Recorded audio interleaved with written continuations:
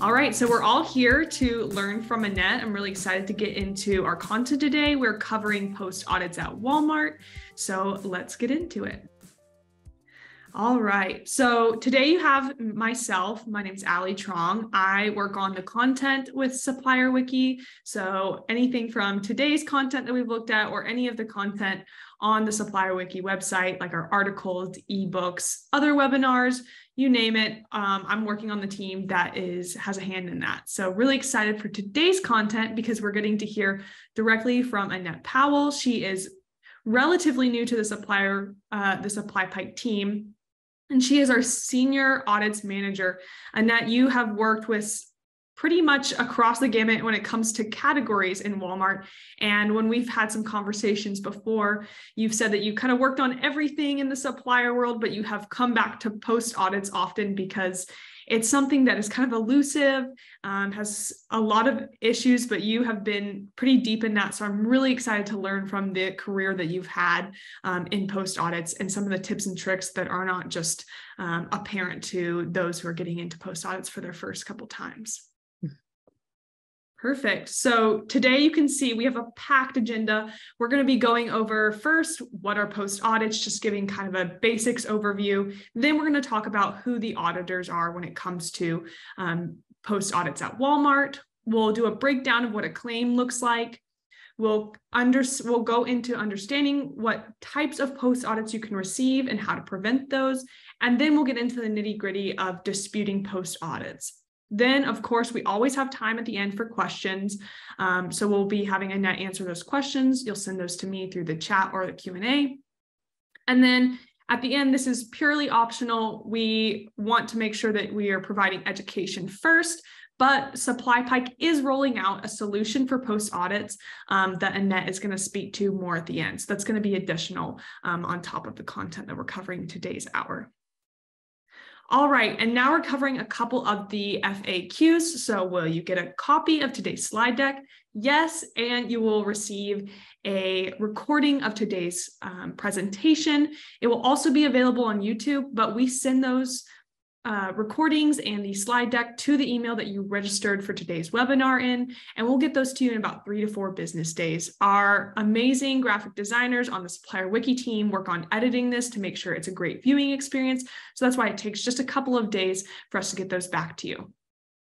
And then one of the other things that we get asked pretty often is, what is the best way to ask a question? So in today's webinar, we're going to be having a little bit of a conversation. So if there's something that Annette is asking, sound off in the chat, or we're just having conversation about what it's like to have post audits, you want to share your insights to the group, use the webinar chat. That's the one speech bubble, and I'll be monitoring that. However, I know we're going to have a lot of questions today, so get them in early and get them in often, especially in the Q&A tab. So that's the 2 speech bubbles. That's going to be the best place for me to see your questions and be able to tee those up for Annette. I will be answering some of them within the presentation. I'll kind of interject Annette during today's conversation if it's pertinent to what we're talking about. However, I'll save most of the questions for the end. So go ahead and get those in as often as possible so I can prioritize. All right, and then lastly, hello, we're SupplyPike. We are a software company based in Northwest Arkansas. We create cloud-based tools to help our CPG partners reduce their revenue loss by automatically detecting and resolving retailer compliance issues like AP deductions, OTIF, and the compliance program at SQEP, and now post audits. So today we're focusing on Walmart, but SupplyPike does offer solutions for other major retailers like Target, Kroger, and Amazon. And with that, I'm going to go ahead and pass it over to Annette to round us out for today's conversation. Hi guys, welcome to today's webinar. As you know, going through the deductions, accounts payable deductions the deductions for post audits come early. They start in taking invoice deductions, and then you dispute those through the APDP process. We also have accounts receivable deductions that are typically fines that come in through high radius. and you dispute those in high radius as well. And now we're into post audits, and the suppliers or the auditors can review audits up to 2 years prior to the event actually happening. And we have to dispute those directly with the audit team and with our research and our findings.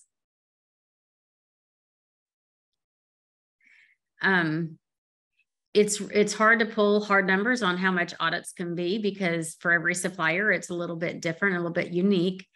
You can have 3+ audits a year. That usually depends on the frequency of price changes, your promotions. If you have different types, you offer different types of allowances off invoice. Average cost for an audit is about $75,000. And for the bigger suppliers, it can reach up into the 7 figures, which can be very costly.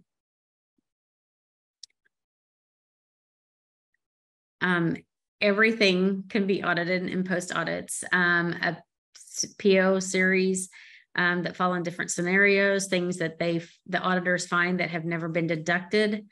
They can bring that back up 2 calendar years after the event happens. If there's AP claims that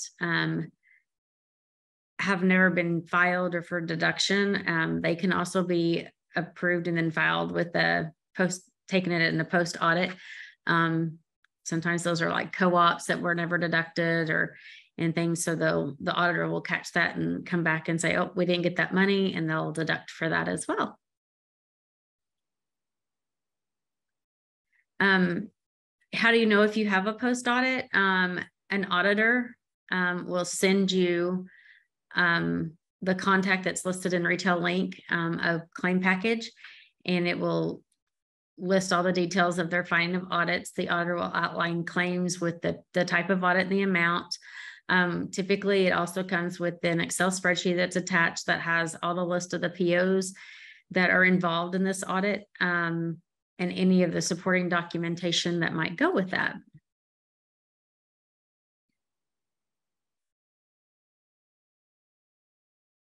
The way to distinguish a post audit from a regular deduction is audits are deducted using the store number 9000.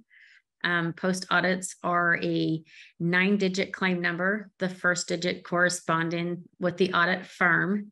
The second and third number correspond with the year that the audit is being taken for, and the last 6 digits are the actual claim number.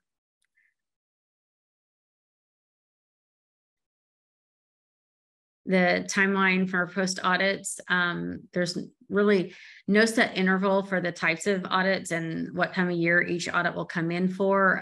It's just kind of random. Post audits, are backdated up to 2 calendar years from when the claims actually should have posted. It means a claim posted in January 23 can be audited all the way up to January of 25. A claim posted March 21st will then have till December of 23 to file the claim. The factors make it difficult to respond in an effective dispute. Post audit claims, disputing like as they happen, you have to be able to track all your information very clearly. And now for a 101 on post audits. There are different auditing firms. So Walmart has a good relationship with Apex. They are the first auditor in form. So if you get an audit that begins with the number 1 right now, they are typically coming from Apex. They have Conley, PRGX, and Auditex that also audits. Sometimes they rotate in the order of who gets the audits next. So potentially today we could have an audit from Apex, and then as they roll those audit researches to the other teams, you could potentially have a couple more audits come in for the same exact thing. It's for any money that they deem that they might have missed in the first research of the post audits. So that's very important to do thorough research up front. Do you have a question, Allie? Yes, I had a question for you, Annette. So from what you've kind of explained so far, it seems like there's not really an internal auditing team that you're working with Walmart. Are there roles within Walmart that are helpful for kind of understanding and preventing or even disputing these post-audit claims? There's a very small team internal at Walmart that still helps oversee some of the audits. They're there mainly for the big questions, and when you're having trouble with the auditors, you're not there like doing the research and stuff. So they're answering the questions. So it can vary depending on auditing firm as to how much they get involved. So does that help? Yeah, that's helpful. Thanks, Annette. Mm-hmm.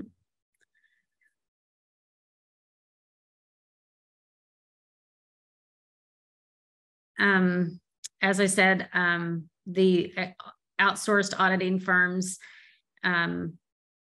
basically once one auditing firm gets done researching the audits for the time frame that they're looking at, then they pass it on to the second auditing firm that's in line. They are commission based, so they get paid back a percentage of whatever they collect from the suppliers. That's why it's really important that as soon as you get the audits that you get them researched and disputed as quick as possible.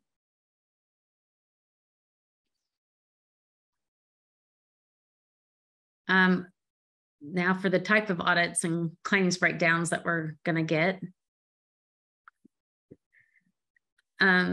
Details in a claim package, claim code and type, an explanation of the claim. They'll have supporting materials and documentation in there. And then a contact for the auditor that researched the audit will be also included in the packet of information. This is a sample of a post audit. This is the PDF version of a claim that you may get. The first part is kind of the header information. It tells us the supplier information, the claim number, as well as the supplier number. Claim code specific. If it's like this one is for a code 94 claim, which is defective product, and it'll tell you that that's what this is for. And then the area of responsibility, I think it's an internal that denotes whether the claim falls in a specific scope area of the company. And then this will be a claim description of what the audit is actually for. It details, like this one is for excessive merchandise. And then it tells you it's also, the first line is for excessive merchandise, and the second line is actually for the freight on that. And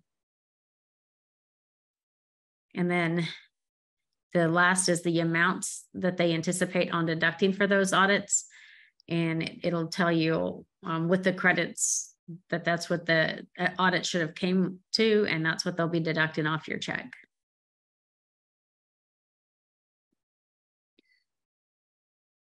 The last information is the auditor information. It'll tell you when they audited for it, also who approved the audit within the auditing firm. And then on the next page, it'll go into a little bit more detail, kind of summarize it up a little bit cleaner, give the amounts, the notes. The notes you want to pay really close attention to, because in the notes field, it'll actually tell you what time frame it's in. On this audit, it says for 2021 Q4 year to date. Q4 is typically a summary of the entire year. It's Q3, 1, 2, and 3 is, as it states, it's for just those quarters, but Q4, they'll come back and recoup anything for the entire year that they may have missed throughout the year.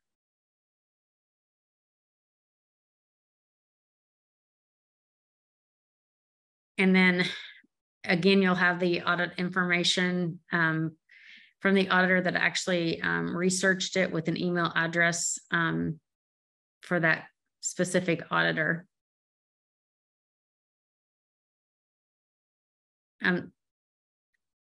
Sorry. On this one, that it'll show you the details of the claim, the supplier. It'll also give you the details that's on the audit of what columns they used. They've got the merchandise cost, .com merchandise. It'll also tell you if there's any previous claims on this that was deducted for this reason, and they'll give you credit for that on the audit as well. And then a total amount that's actually due. Understanding the types of audits and how to prevent them. This is the fun. We're getting into the fun part now.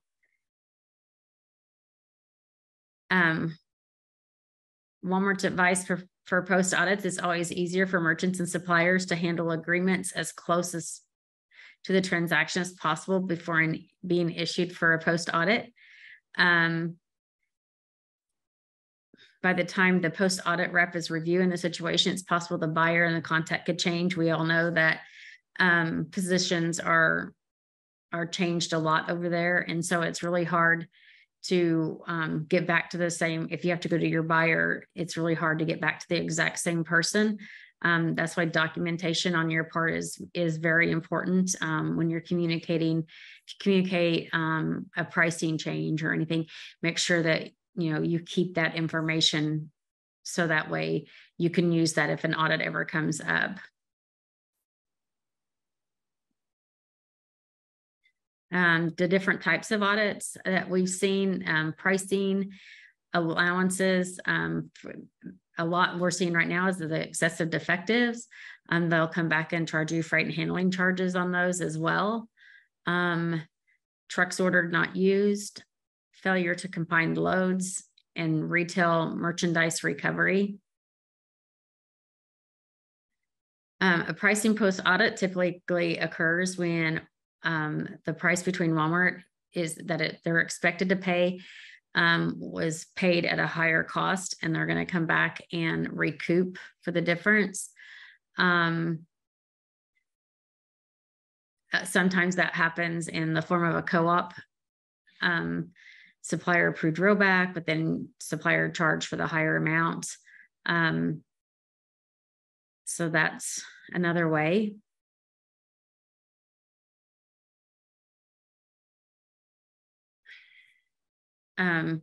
Preventing pricing post audits. It's very important when you're sending email communication, your verbiage in your email when negotiating price means a lot. If you're sending an offer that's not been approved, it's really important to send the email and state that this is an offer and it's not approved until the buyer responds with an approval. That keeps the auditors from coming back and saying, oh, but they offered this, they should have given this. And by putting that it's just an offer in your email, it'll keep the auditors from thinking that should have been the price if it was never approved by the buyer. Being able to be very detailed in the body of your email is very important until the buyer actually confirms that the price is going to be updated. Then at that point, that makes that email legit and the auditors can go from there. Allowances, there's different types of allowances that are given off invoice. If cash discounts aren't taken, they can come back and audit for any missed cash discounts, any defective allowances, or any quantity allowances. Any of those allowances that are not given off invoice and that miss deductions, they can always come back and deduct for those.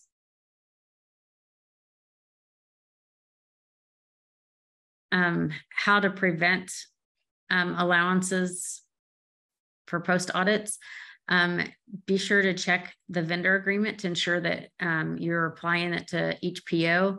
That also means that look at your raw EDI data. The raw EDI data should state that the allowances were supposed to be given off invoice. Sometimes when the raw data is pulled in, the segment that has the allowances is not being captured. So that could result in the allowance not being sent over on the EDI invoice, and that could potentially cause a post audit later if they don't get that. So to prevent this, pulling all segments of your purchase order when it's sent over to you will help you know that when you send that invoice back to them, you send it back exactly how the raw data states that it should be, and you should not have over deductions or duplicate deductions. It should look exactly like they want it to look when they get it. Freight and handling charges on returns. Auditors will calculate the cost of delivery on the cargo, and they will create an audit to recover fees for that item. Walmart, if you're a prepaid supplier or a collect supplier, sorry, Walmart will come back and definitely charge you for bringing that product in that was damaged. There is also a 10% handling charge on all damaged product. This charge is typically, if you get a post audit, it's typically charged there. Sometimes on the claims, it will charge their handling charge, but it won't necessarily charge you for your inbound freight. So typically that audit always happens for, no matter if they've taken a deduction prior for the individual claims or not. And that's always, any product that they can't sell, they're going to charge you for that freight.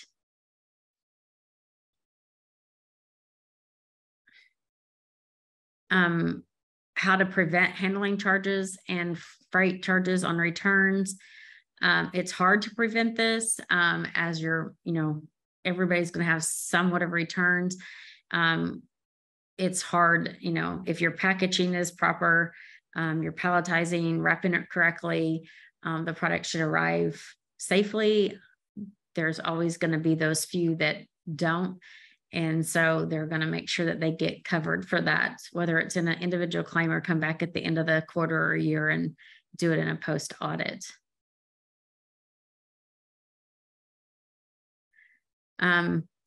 Anytime you order a truck and you don't use it, they're going to charge you for that. Even though you ordered the truck, if you don't communicate with Walmart, one of the things that I've always learned through my years is over communication is better than no communication at all. So if you order a truck and you realized you don't need it, communicating that back to Walmart as quick as possible to get that truck canceled will keep from these charges happening. You just and document. I can't emphasize how much it's important to document everything you do, because then you'll have your proof that you did communicate with them that you didn't need that truck and that you canceled it.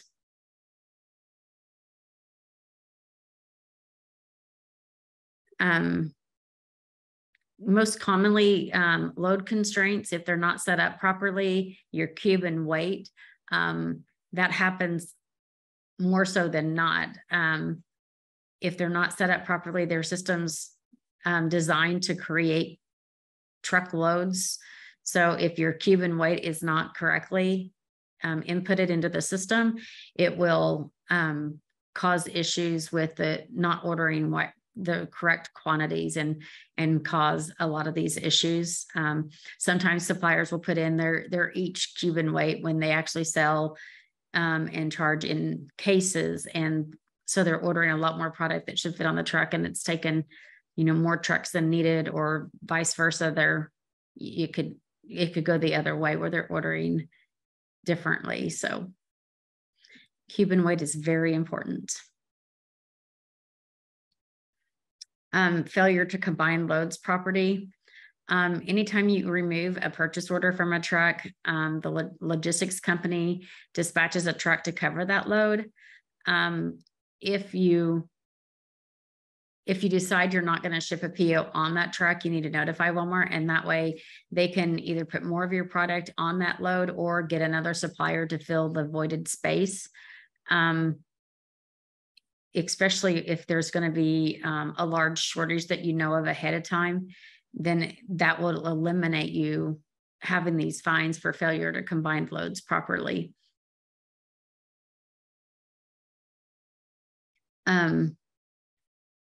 Preventing the failure to combine load audits, double check your logistics provider to ensure that all loads are built properly.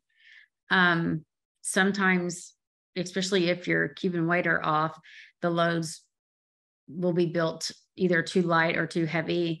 And even though Walmart may build those loads, it's up to you to notify them that something's wrong, and they can get that corrected ahead of time, and that will keep you from incurring these fines.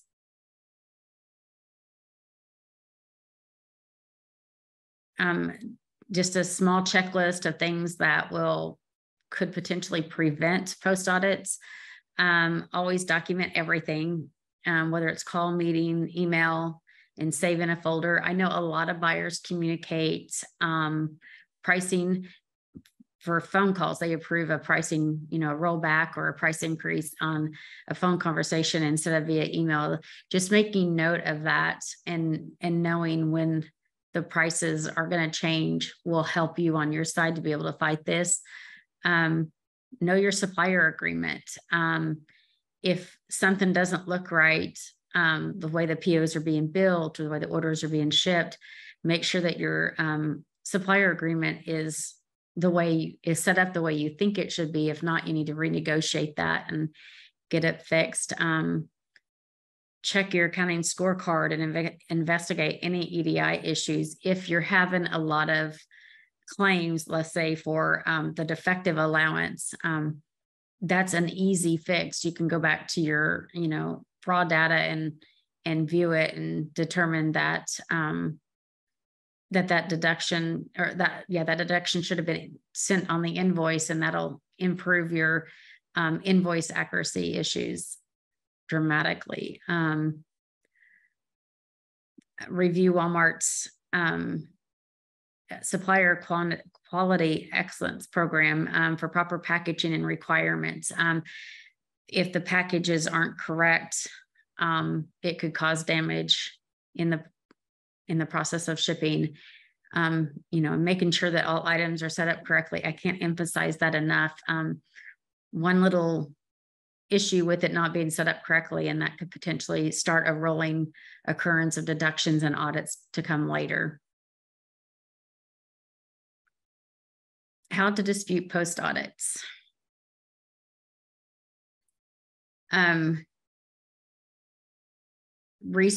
Research before you respond. That's very important. When they communicate with you, you're going to get the documentation and the information that they feel is fit to create the post audit. Be able to have, if there's any exceptions to this that they've missed, you can ask for an extended amount of time. Typically, when they communicate with you, they give you 5 days to respond to the audit. And if it's going to take you longer, sometimes you can ask for a little bit longer time frame. Any proof that you have that would eliminate the post audit, you need to, have that documentation, whether it's the emails or your vendor agreement, anything that you can prove that makes this audit invalid is what we'll need to put in that email going back to the auditor.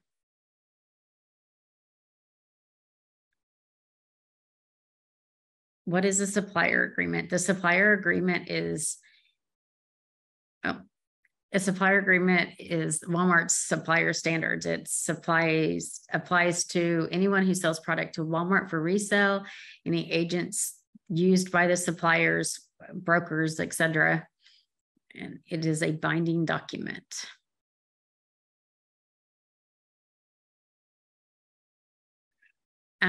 Where can you find your supplier agreement if you don't know where to go to get it? You can go up to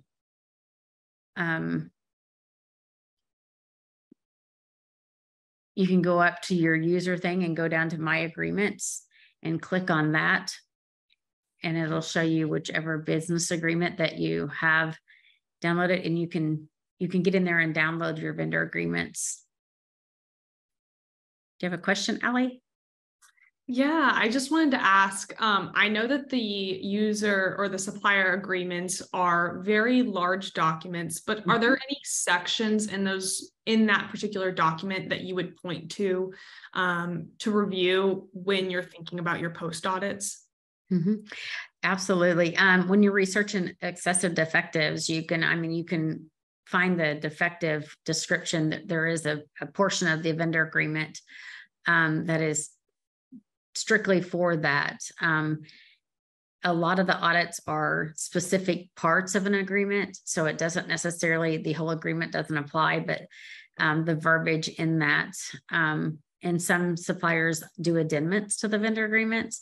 So in there should be notated that there's other addendums that may apply to this that you need to look at. Perfect. That's helpful. Thanks. Yep.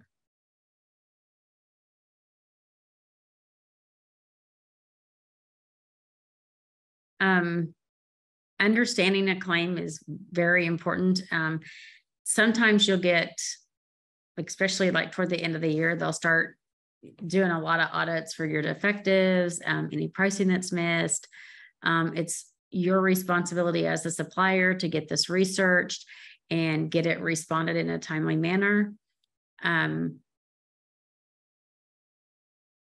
All information that's sent, like we discussed earlier, any information that's needed to dispute the audit will need to be put in the email when you're replying back to the auditor. Understanding what each type of audit has a different type of documents that will be included in the dispute. And you just have to provide that documentation as proof.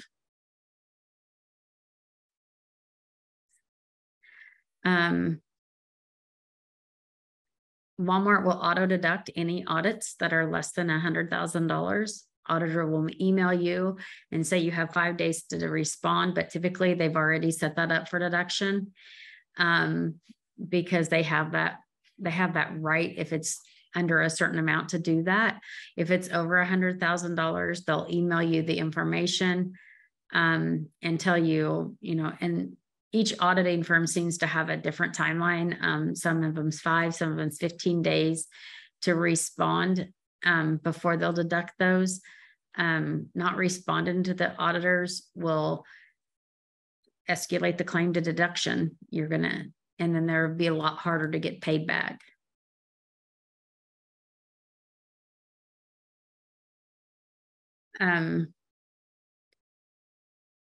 Supplier agreement based post audits, they will auto deduct these claims. The auditor will email the supplier with their claim packet, just the same as before. You don't have to have history of claims. If they feel that if it's valid, then they're going to deduct it and send it to you.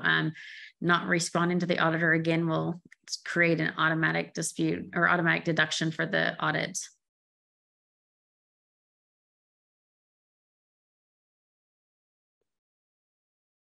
Most post audits are at least partially invalid. I think through the years of research, I've deemed, that about 50% of audits aren't valid. So digging into everything that you see, digging into all the information will give you the information you need to either validate or invalidate the claims. Proof of documentation, communications with the other teams. That's even as simple as on the pricing claims to notate, hey, the buyer approved this, but not till this date. Sometimes they'll take it on a prior date or try to take the rollback on invoices that it should not apply for.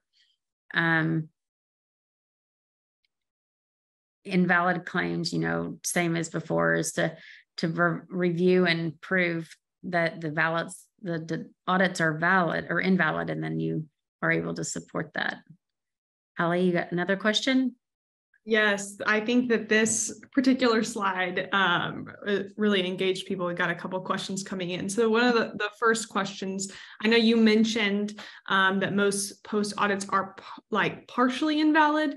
Can you speak to why that is? Yeah, go ahead. Absolutely. When I say partially invalid, it's because a lot of times, especially on like rollbacks and stuff, the buyer will communicate with the salesman at the supplier and say, hey, we're going to put this in effective on, on a January 1st, let's say, and the auditors will come back. And if that's the middle of the week, they'll think that everything, any PO written for that whole week will be included in that. And so it's just digging deeper into the information, say, the POs were written on the 28th, but the price actually didn't take effect till the 1st. It's just digging deeper into the information and making sure that their dates align with the dates that was agreed upon. Okay, that makes sense. And you said that number that was that 50% or post audits are usually partially invalid. That was kind of from your research. Is there a historical percentage that Walmart auditors have shown, or is that information that's not available for suppliers? That information really isn't available. That's just based off of my research and knowledge of it in the past. That's something that I've seen through my research. So that's just not something that the auditors say. They want you to think it's all 100% invalid, so they don't have to worry about researching them again. Yep, that makes sense. Thanks for sharing that.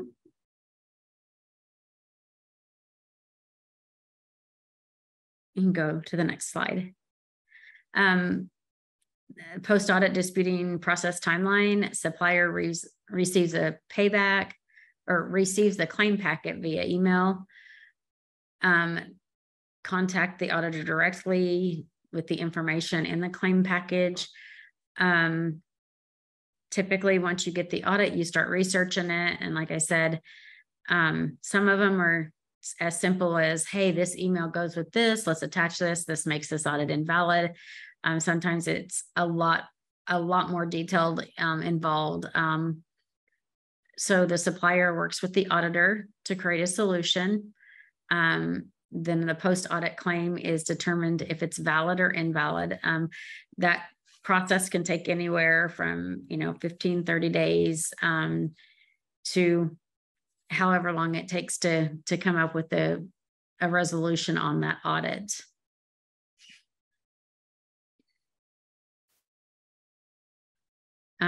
Disputing processing tips. Make sure that your OSA has correct address and contact information. Typically the auditor will send to emails on file that are related to finance. And so if somebody within your company gets the audit, but you do not, then you want to make sure that you communicate that with the auditors and let them know that they're sending the information to the wrong person.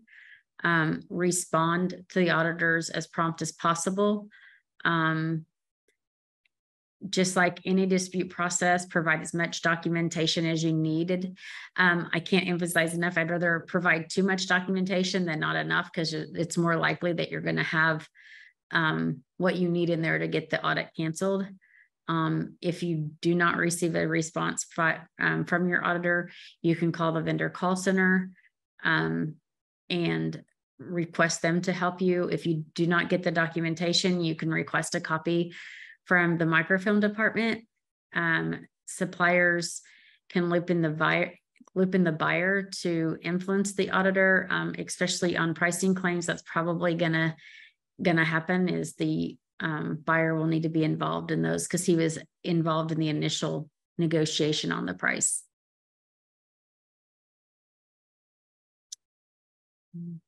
Question and answers. Yes, thank you, Annette, for walking us through that content. You did it so well. And we've got a couple questions in. I do want to remind our attendees, if you have questions, go ahead and submit those. I've got a couple in the Q&A that I'll go through. Okay. But if there are others that are coming in, just submit them and we'll answer those, because we've got a little bit of extra time. Okay, let's first talk about the type of post audit that most suppliers are having trouble with, and that's excessive defectives. Do you have any advice on how to verify those claims? There are reports that you can pull that will show the defectives that is happening at the time. There's two different scenarios on these, and in doing the EAP program, we found that some suppliers that are getting deducted through the return center, and some that are being deducted based off of customer returns.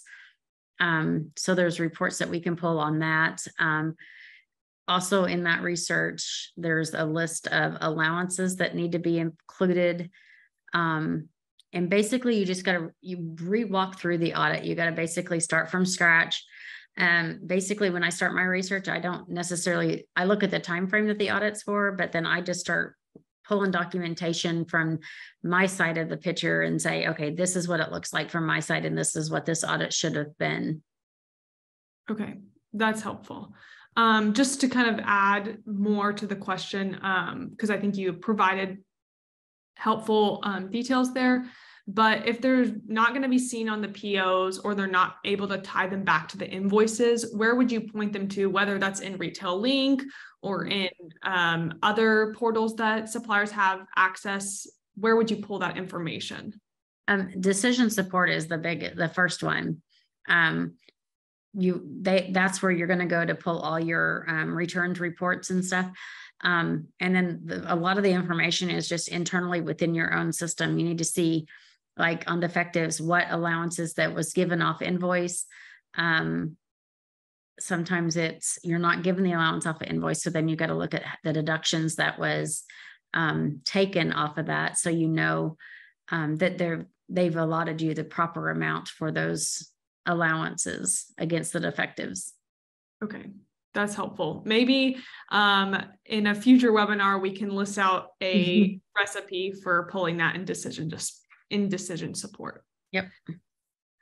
All right. Other questions? We've got a question on freight for returns. If the freight is collect and the supplier pays a large portion of the freight through the collect pickup program, wouldn't that make the additional freight on returns invalid? What are your thoughts on that, Annette?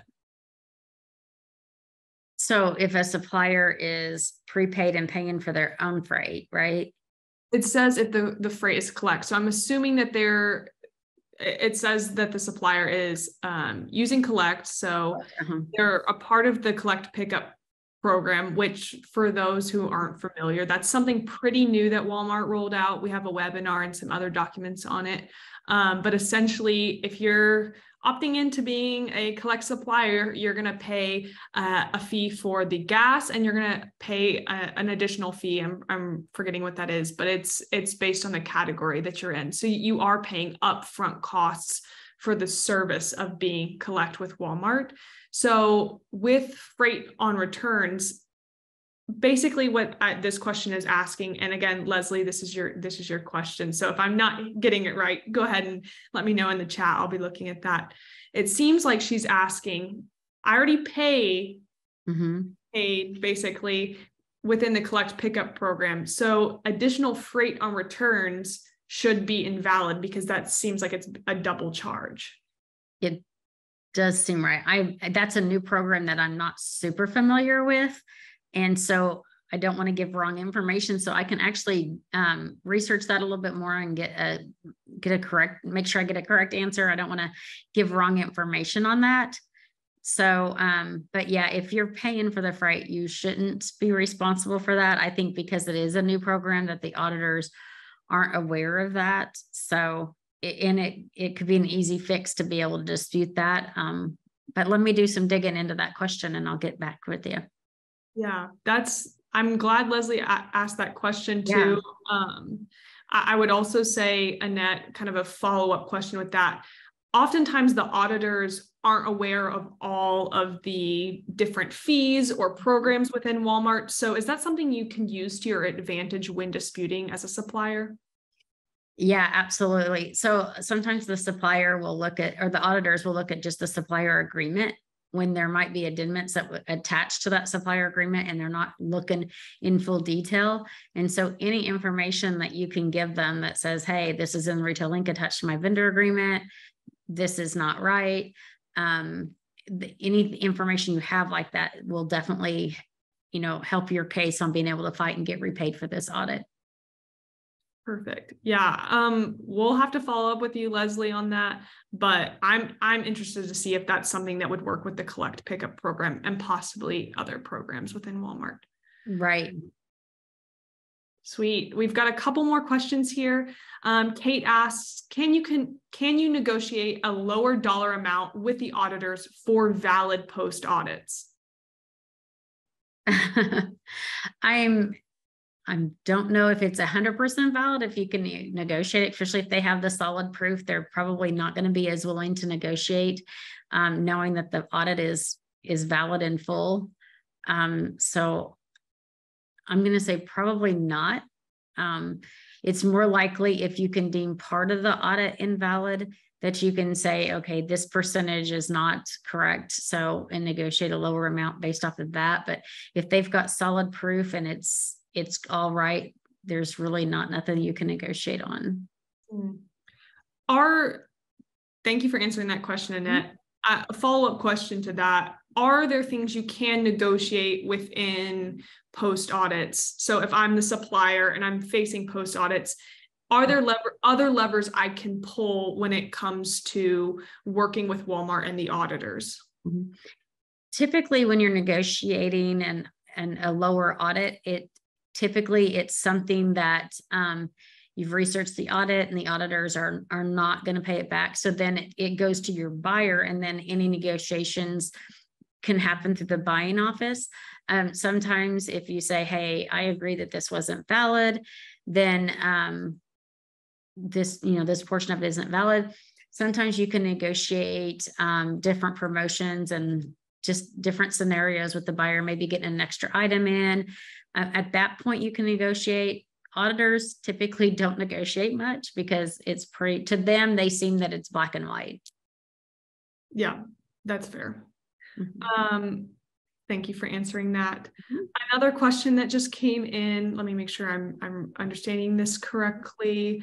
So a lot of times it's the sales team that is working on post audits. That's who owns those. I mean, it can be different depending on your company, but right. What are some of the teams that really need to be invested in working on post audits? And what are some of the tasks they can do to help eliminate some of the dollar amount of those post audits?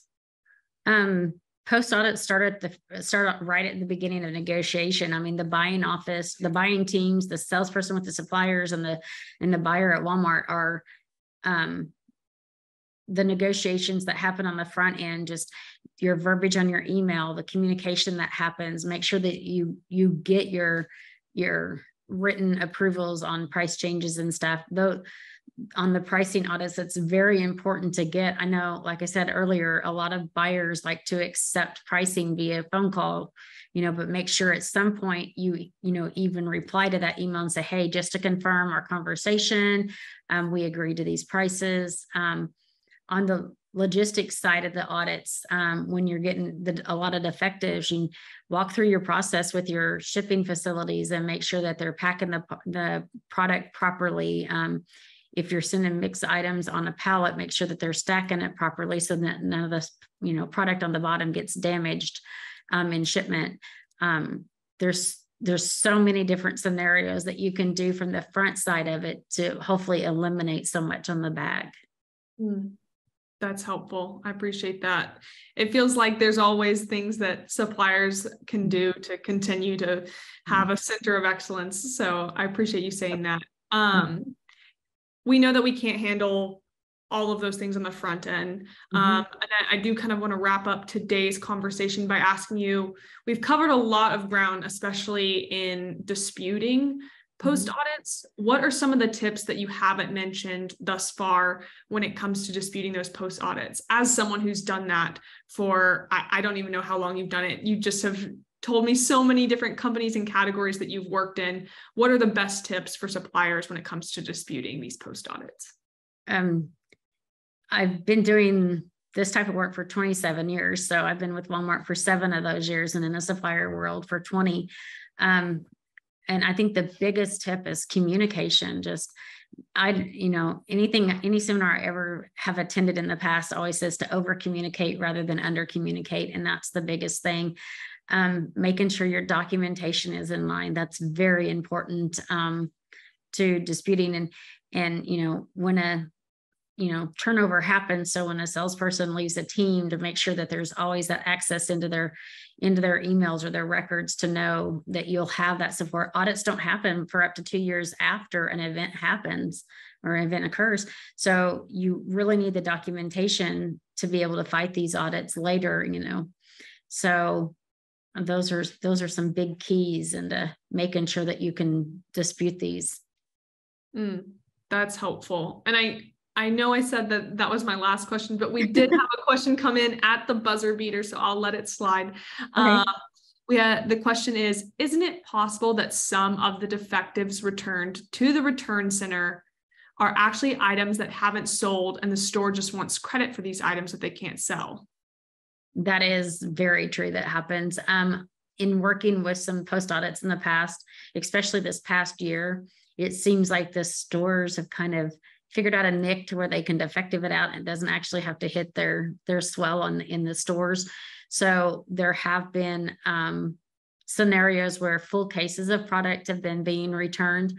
That allows you a little bit of room to where you can negotiate that audit a little bit more. Sometimes if a product is recalled, instead of the stores, putting that on with the recalls, they're putting it as defective product, and that's affecting a lot of excessive defective audits that's coming in. So documentation on that. If you do a co-op, make sure that the spreadsheet's attached that lets you know all the stores that's involved and the quantity that's involved with that. So yeah, there's a lot of scenarios involved in that. That's interesting. I had no idea. One thing I wanted to ask on that too, is it better to negotiate your supplier agreement to have that defective merchandise returned to you so that you can verify that it's not technically defective, it's just a part of that swell? It just depends on the type of product. You want to make sure it's going to be cost worthy for each supplier. Every supplier is a little bit different. If it's cost worthy to have it brought back to you, then yes, definitely bring it back, look over the product. I know in some cases that suppliers have been allowed to go to return centers and view their product in the return centers to see, to fix the errors that are happening, to try to see if it's not cost worthy to get your inventory brought back to you. I would say make a return center visit and look at your product and see what's happening with it to find out if there is a scenario that can be changed on the front end to eliminate this going forward. That's good to know. Thank you for answering that, Annette. And then Leslie just commented that the store customer value program, they'll clearance an item, but the backroom system files it as 100% claim. So that's just another interesting insight attached to that to know. Yep. Perfect. Well, Annette, thank you for answering all those questions. We got through a ton of them, and I really appreciate all of you guys submitting questions, and then Annette, you answering them. As we round off today's conversation, we just wanted to invite everyone here on the call to join one of the SupplyPike supplier communities. We've got a couple of them out there, women in retail, finance roles, and then emerging leaders. And these are just going to be another channel to provide resources and knowledge on industry topics. So you can join those in the group, and I'd be excited to see some of you guys there. I'll be in those groups as well. All right. So we have reached the end of today's content. Thank you, Annette, for being just a wonderful host and sharing all the content. These are our emails. If you do have additional questions or want to reach out, you can grab our emails and we will reply to you either today or tomorrow, depending on the influx that we get, or you can find us at supplypike.com, and we'd love to get in contact with you all. All right, so we have ended today's content. So I know that a couple of you will be jumping off. However, if you are interested in hearing a little bit from Annette on the SupplyPike audit service that we are rolling out in the near future, we're going to go ahead and get into that content.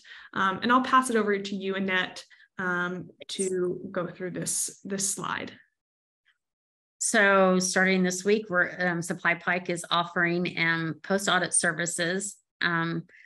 What this service entails is that we're going to be starting to research audits for our suppliers. We're going to be able to, each supplier will negotiate their contract with us on this, and we're going to research and dispute audits on your behalf. The cost of the product of the service will be a percentage of what's recovered. We are going to be below the price industry for other companies that do this as well. Because of our software capabilities, then we'll have a lot more access to the information needed in a more timely manner. Right now it's just me, so we've got a limited amount of spots we can put in. We're hoping to expand our team later. If you're interested in us doing this for you, reach out to your CSM and ask them if you can be enrolled in post audit services. If you're not a current customer, then let us know and we will get you with the right person and that can reach out to you and talk to you about those potential services.